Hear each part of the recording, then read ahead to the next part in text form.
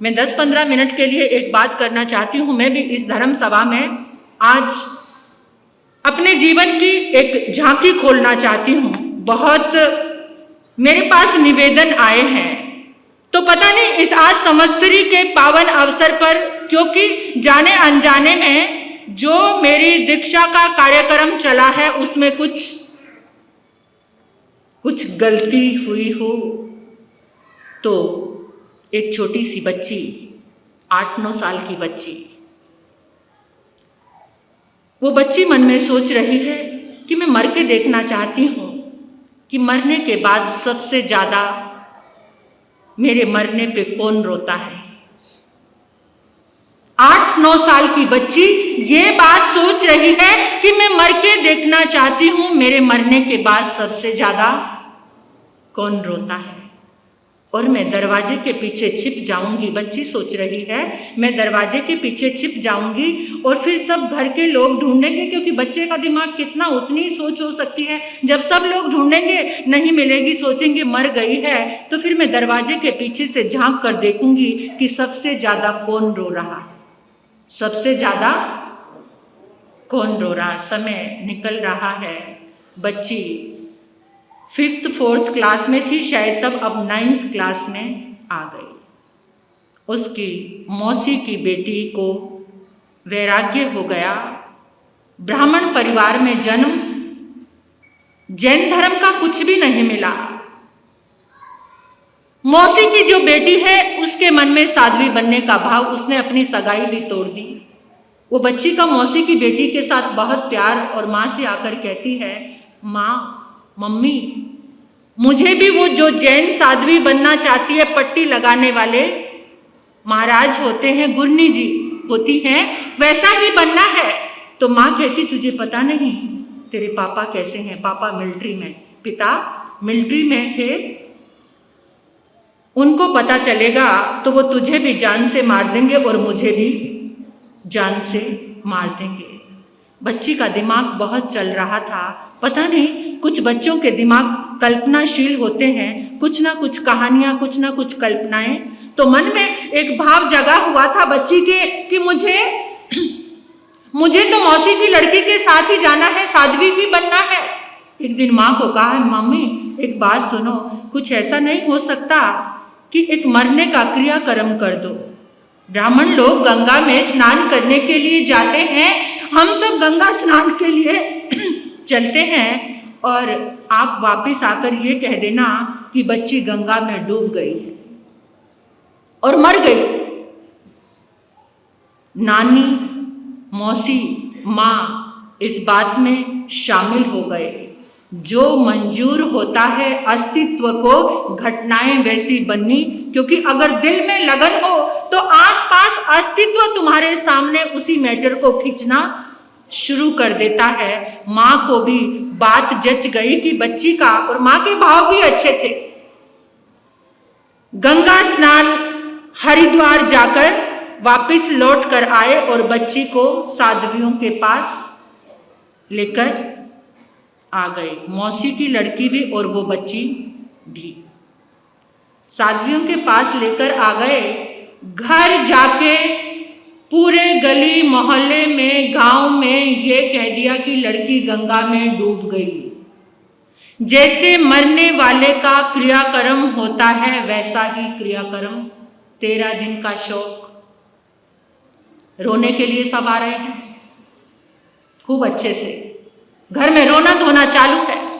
School की छुट्टी हो गई, गवर्नमेंट स्कूल था हालांकि, लेकिन बच्ची अच्छी थी, पढ़ाई में भी, सब चीज़ों में अच्छी।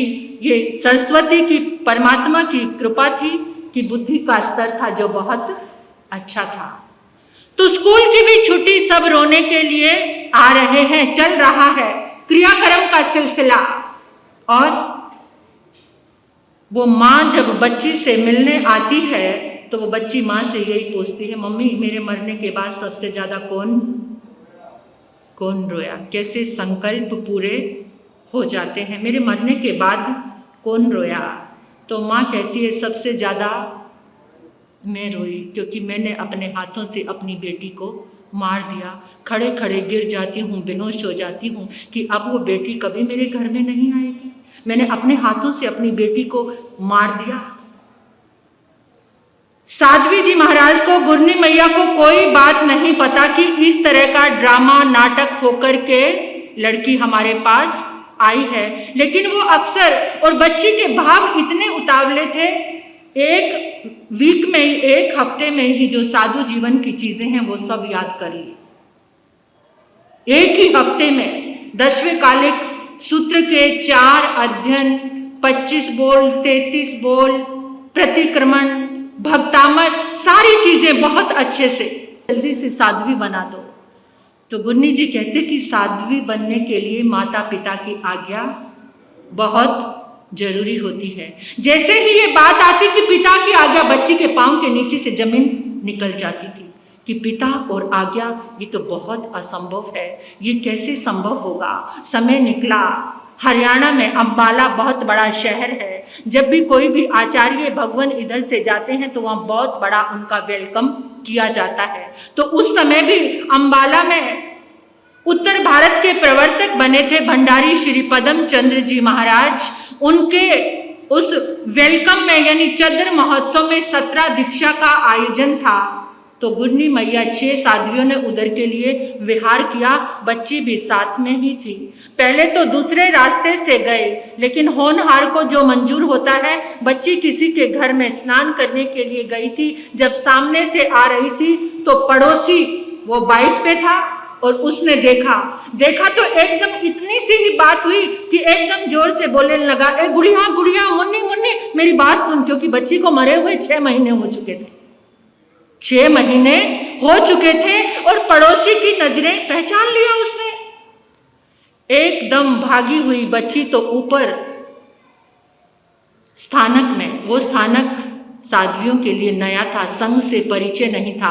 आपको पता है कि परिचय बहुत बड़ा काम करता है। बिना परिचय के बहुत कम श्रावक श्राविकाएं होते हैं जो साधु संत की खिदमत किया करते हैं, वरना तो आज पूरा जमाना परिचय का ही है। बच्ची ने बहुत जल्दी आकर कहा, गुरनी जी मुझे बचा लो, किसी पड़ोसी ने देख लिया, अगर वो मुझे लेकर चला गया तो दोबारा कभी आने नहीं देंगे। अब गुरनी जी ने कहा कि मैं बाहर बैठी हूं, तुम अंदर जाओ। अंदर जाके मुंह पट्टी लगाकर बैठ गई बच्ची। सोचा मुंह पट्टी लगाऊंगी तो पहचानेगा नहीं। दूसरी साध्वी ने कहा ऐसा नहीं होता, वो पहचान लेगा, जल्दी से ये स्थानक छोड़ दो। पीछे की साइड भी सीढ़ियां थी, आगे की साइड भी सीढ़ियां थी। तो बच्ची पीछे से निकल कर नीचे बाथरूम में जाकर छिप गई। दिमाग तो कंप्यूटर की तरह चल रहा था, वो आएगा, सारा स्थानक ढूंढेगा, क्योंकि 6 महीने हो गए थे बच्ची को मरे हुए। किसी पड़ोसी का बच्चा, और पड़ोसी भी एकदम क्लोज हो, और मरा हुआ बच्चा मिल जाए तो उसको कितनी खुशी हो सकती है। उसने आते ही कहा कि हमारे पड़ोसी की बच्ची मर गई थी, वो यहाँ पर आई है। गुरनी जी महाराज साहब ने भी एक मिश्रित भाषा का आलंबन लिया कि आपको यहाँ पर बच्ची दिखती है तो आप ले जाओ। उसने सब जगह ढूंढा, नहीं मिली। उसने तो पूरा मार्केट इकट्ठा कर लिया, बाजार इकट्ठा कर लिया। सब लोग, अनजान क्षेत्र, सारे अध्यक्ष मंत्री आकर इकट्ठे होकर कहने लगे, महाराज साहब क्या माजरा है ये।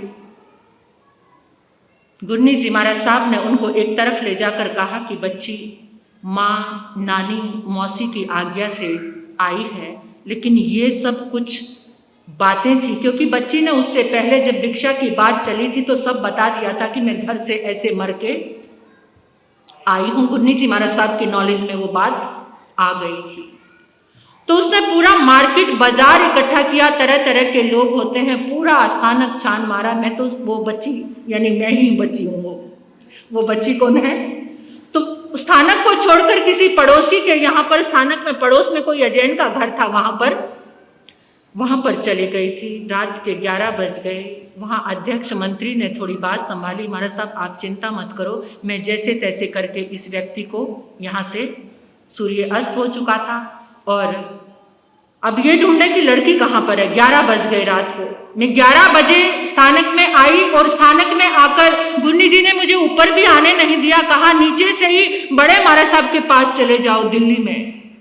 दिल्ली से 80 या 90 किलोमीटर्स की दूरी थी जहां पर वो स्थानक था, समालखा मंडी, हरियाणा का। तो मैं वहां के जो सेवक के साथ 37 साल तो मेरी दीक्षा को हो गए, और उससे 8-9 महीने पहले की बात है। कितने साल, यानी 85 की बात है ये। 86 शायद शुरू हो गया था, जनवरी का नहीं, दिसंबर का महीना था, अभी 85 की बात है। तो बड़े महाराज साहब मोहन माला जी महाराज साहब के पास में रात के 3 बजे उनके पास पहुंची। वो समय ऐसा था कि वैरागी वैरागने इतना लेट ऐसे आवागमन नहीं करते थे। तो मैं रात के 3:30 बजे वहां पहुंची तो उन्होंने कहा, रात को नौकर के साथ इस टाइम क्या हो गया? तो बताया कि ऐसे ऐसे मुझे किसी पड़ोसी ने देख लिया। तो उन्होंने कहा, अभी बैठकर अपने पिता को लेटर लिखो कि मेरी मम्मी यहाँ मुझे छोड़कर गई थी। उनके व्यक्तित्व का बहुत प्रभाव था मेरे जीवन में। बात चाहे सच्ची हो चाहे झूठ हो, मैं उनको जवाब नहीं दे सकती थी, लेकिन मैंने पत्र नहीं लिखा। मुझे पता था इस एक पत्र के कारण 2 जानें चली जाएंगी, क्योंकि माँ के साथ उसके ऊपर कौन सा लेबल लग जाएगा। विश्वासघात किया, बच्ची को वहां छोड़कर मरने का ड्रामा किया, तो पिता आते ही सीधा गोली मार देंगे माँ को और मुझे भी यहाँ से। मैंने पत्र नहीं लिखा। महाराज साहब को अंबाला की ओर जाना था। उधर एक इंसिडेंट और हुआ कि बड़े महाराज साहब जो स्थानापति थे वो गिर गए, उनके कुल्ले की हड्डी टूट गई। जहाँ इनको आगे जाना था ये वापस दिल्ली आ गए। और बड़े महाराज साहब ने कहा कि ये लड़की तो कच्ची है, लगती नहीं कि साध्वी बनेगी, ये अपने पिता को पत्र नहीं लिख रही। तो मैंने इनको सारी बात कही कि मैं पिता को, इतनी अच्छी बुद्धि, ये देवगुरु धर्म की कृपा थी कि इतनी समझ थी।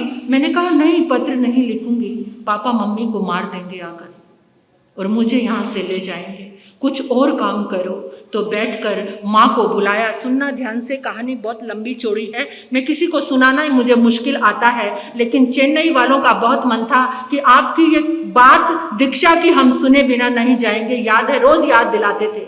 चेन्नई से आए इतना प्रेम लेकर के कि एक बार प्रवचन सुना और वो लोग यहाँ 8 दिन तक तपस्या में लीन हैं। लोनार से भी माता जी आए हुए हैं, उनकी भी भावना थी। और यहाँ भी जालना के पास ही पड़ोस में कौन सा गांव है मुझे पता नहीं, वो भी हर रोज पूरा परिवार यहीं पर व्याख्यान सुनने के लिए आ रहे हैं। तो सबकी भावना थी संवत्सरी के दिन मेरी भी थोड़ी सी आलोचना हो जाएगी, चाहे बचपन में ही कुछ ऐसी बात हुई। तो गुरनी जी महाराज साहब ने साध्वियों ने बैठकर कहा कि इनके पिता को बुलाओ। तार डाला उनको, पड़ोसी को मिलने से पहले ये कहना कि लड़की हमारी मिल गई है। पिताजी आ गए। मुझे तभी से धर्म पर कितना विश्वास है, मुझे नहीं लगता था कि मेरे पापा मान जाएंगे। वो आए, लेकिन मुझे नहीं पता जो 7-8 महीने का टाइम था, मैं उसमें कैसे कंघी करना है, क्या खाना है। हर समय मेरे हाथ में माला रहती थी और मैं कहती थी, महासती पार्वती जी महाराज साहब से प्रार्थना करती थी, मेरे पापा का मन बदल जाए, मुझे यहाँ छोड़ जाए, मेरे पापा का मन बदल जाए, मुझे यहाँ छोड़ जाए। बस यही माला चलती रहती थी, पापा का मन बदल जाए। मुझे पता था मैं बड़ी संतान थी, वो बहुत प्रेम करते थे मुझे। और हर जैसे 5th में 8th में स्कॉलरशिप, मतलब पढ़ने में भी अच्छी थी, तो उनको बहुत अत्यधिक प्रेम जैसे बड़ी संतान के लिए होता है। तो पापा आए और आकर गुरनी जी महाराज साहब ने तो कह दिया कि हम कोई झूठ नहीं बोलेंगे। सामने सिलाई स्कूल था, सामने स्थानक था, वहाँ पर बैठकर पापा से बात की। पापा ने सब कुछ पूछा कि कैसे मरी, कौन सी डेट में यहाँ पर कैसे पहुँची, सब कुछ पूछने लगे। मैंने कहा कि जब मेरे को होश आया ना, तो एक बूढ़ी माता जी थी, वही मेरे पास थी और उन्होंने मुझे कहा, ये भी एक कहानी मन गढ़ंत, क्योंकि डूबी तो थी नहीं गंगा में, ये मन गढ़ंत कहानी तैयार कर ली कि एक बूढ़ी माता जी थी और वो मेरे पास थी। तो जिस समय मैंने, माता जी ने कहा कि बेटा तुम गंगा के किनारे मिली थी, तुम्हारे अंदर पानी भरा हुआ था, डॉक्टर को दिखाया, ऐसा किया, तुम स्वस्थ हो गए हो, अब अपने घर का एड्रेस बता दो। मैंने कहा वो 2-4 दिन में वो माता जी ये गुरनी जी महाराज साहब के पास आती थी। मैंने कहा मैं तो उन लोगों के लिए मर चुकी हूँ, अब मुझे घर भेजने की बात मत करो, ये गुरु जी महाराज साहब के पास छोड़ दो मुझे। तो पापा कहने लगे वो बूढ़ी माता जी का एड्रेस चाहिए मुझे। आखिर तो वो पिता थे, वो कहते वो बूढ़ी माता जी का मुझे एड्रेस चाहिए। मैंने कहा वो जब से मुझे यहाँ छोड़कर गई है उसके बाद एक बार भी आई नहीं, मुझे नहीं पता कि वो कहाँ पर रहती हैं। तो फिर पापा ने कहा घर चलो। मैंने कहा कि 6 महीने हो गए मुझे यहाँ रहते हुए, आपका समाज तो कैसा है, सब लोग कहेंगे लड़की 6 महीने, इतनी बड़ी बड़ी बातें कर लेती थी मैं इतनी छोटी। सब लोग कहेंगे कि बेटी 6 महीने कहाँ रही है, आपके और बच्चों की जिंदगी भी बेकार हो जाएगी। कुछ भी कहो, कैसे भी पापा को तैयार किया, एक ब्लाइंड पेपर पर उनके साइन करा लिए, और उस कागज पर मैंने ही लिख दिया, अगर मेरी बेटी साध्वी बनना चाहती है तो मेरी तरफ से आज्ञा है, क्योंकि संग बिना आज्ञा के। और जिस समय वो मंगल पाठ सुन रहे थे, गुरनी जी महाराज साहब ने सेवक को भेज के फोटोग्राफर बुला लिया और 2 फोटो भी निकाल लिए। मैं जैसे खड़ी हूँ, मेरे सिर पे हाथ रखा, वो 2 फोटो आलंबन बने मेरी दीक्षा के, कि माता पिता की।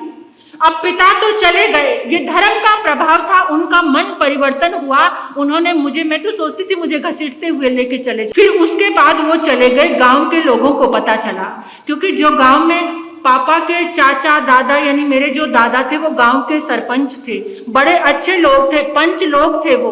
तो उन्होंने कहा कि हमारी नाक कटवा दी, जैन धर्म में लड़की को दे दिया। हम लड़की को वापस लेकर 10, 12, 15 लोग इकट्ठे होकर दिल्ली राणा प्रताप बाग में पहुंच गए। मुझे तो गुरनी जी ने छिपा दिया था, पंजाब भेज दिया था अपनी बहन के घर 1 महीने के लिए। पता था कि पीछे भूचाल आने वाला है। तो 15-15 लोग आते, फुटपाथ पर ही सोते वो लोग, मुझे लेने आए। जहां साध्वियां गोचरी को जाती उनके पास जाते, जहां पर साध्वियां रहती थी स्थानापति, यानी जो अलमारी तक थी उसको भी देख कर जाते, बाथरूम लेटरिन सब कुछ उन्होंने चेक किया, लेकिन मैं उनके हाथ नहीं लगी। 15 दिन तक वो लोग मुझे ढूंढते रहे, और इतना भी किया उन्होंने, मम्मी पापा को जान से मारने के लिए आ गए रिवॉल्वर लेकर। उनसे छोटे देवर ने आके तो थप्पड़ मार दिया, हमारी नाक कटवा दी, हमारा धर्म भ्रष्ट कर दिया, जैन धर्म में लड़की को दे दिया, धर्म परिवर्तन कर दिया। इतने कट्टर ब्राह्मण थे वो, क्रियाकांड वाले, वेद पाठों के जानकार, ऐसे ब्राह्मण थे। तो अब मैं 1 महीने तक वहां, मैंने गुरनी जी से रिक्वेस्ट की कि मुझे जल्दी से दीक्षा दे दो, तभी मेरा बचाव हो सकता है। मुझे बहुत हर समय चिंता रहती है कि कभी कोई आ जाए और मुझे ले जाए। तो दिल्ली आए, दिल्ली सदर बाजार, वहाँ के समाज के सामने प्रस्ताव रखा दीक्षा का। वो कहते हमारे पास तो कुछ भी नहीं है। वो गुरनी जी के भक्त थे। गुरनी जी ने कहा सिंपल दीक्षाएं होती थी। क्या दीक्षाएं होती थी? कोई पोस्टर नहीं, कोई कार्ड नहीं, लेकिन उन्होंने ये कहा कि गुरनी जी महाराज, ये हमारा आश्वासन है, जब तक लड़की के तन पर ये बाना नहीं आ जाता, ये दीक्षा का वेश नहीं आ जाता, तब तक इसको कोई छू भी नहीं पाएगा। हमने पुलिस की सबकी पूरी व्यवस्था कर ली है।